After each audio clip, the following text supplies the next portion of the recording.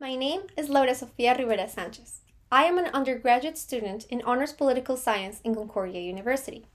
This summer, I was granted a CUSRA award. I worked under the supervision of Dr. Alexandra Zeitz on a project about migration, global economy, and the financial inclusion of migrants. Generally, when we think about the factors that shape the global economy, we consider foreign investment and foreign aid, but we tend to give little attention to the role that migrants and refugees play in international transfers of capital. In reality, however, the effect of migration on global finance is significant, especially in the context of remittances, which are transfers of money from migrants to a household in their country of origin, most commonly to friends or family. In Canada alone, migrants sent a total of $27.8 billion abroad in 2018, largely surpassing the $6.8 billion sent for foreign aid in the same year. Scholars view remittances as peculiar flows of international capital. Remittances tend to remain stable even when the receiving country is in crisis. For instance, unlike foreign investment, contested elections in senders' countries of origin are linked to an increase in remittance flows, as migrants tend to be concerned with the well-being of their families and friends. Since remittances tend to be stable flows of capital, some studies suggest that authoritarian nations indirectly use remittances to remain in power, for example, by reducing government expenses on public goods. However, several studies also indicate that remittances could increase levels of democratization abroad. Migrants' access to remittance sending providers is a key factor to their inclusion in the economies of their country of residence.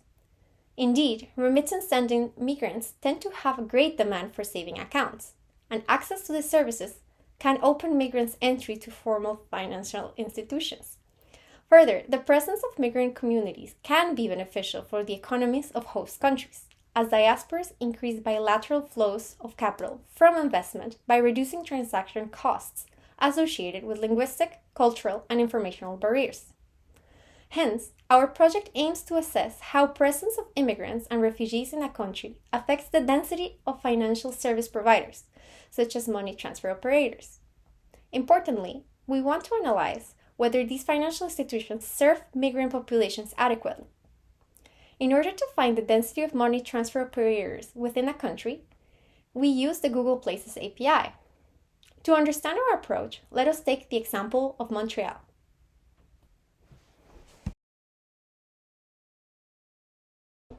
Money transfer operators are represented by yellow dots. To make a query, the Google Places API requires the following inputs: latitude, longitude, the pink point here, a radius, say 5 kilometers, and the type of business we are looking for. In our case, money transfer operators, or MTOs for short. Once the API has these inputs, it will return up to 60 businesses inside the radius of search. Our issue then becomes, how do we systematically find all the MTOs within a given area? You see, if we query radii of search that do not overlap, we will likely exclude some MTOs, as we see here with the green dot. However, if we cover the whole area with radii at random, we will overcount the number of MTOs. This is effectively an optimization problem. However, we do not require an optimal algorithm of search for this project. All we need is a reliable method to find money transfer operators with constant error. Our solution to this is to cover our areas of interest with a hexagonal grid and to use the coordinates of the center of each hexagon as inputs for the API. This way, the area of overlap is reduced and has constant error. This summer, we were able to gather MTO data across Canada using this method. We created a hexagonal grid for the United States. Further, we collected data on refugee density in Canada. As such, we were able to get a snapshot of MTO density in Canada given the current number of refugees. To understand whether financial institutions in Canada adapt to changes in migration and refugees, we will take similar snapshots in the future.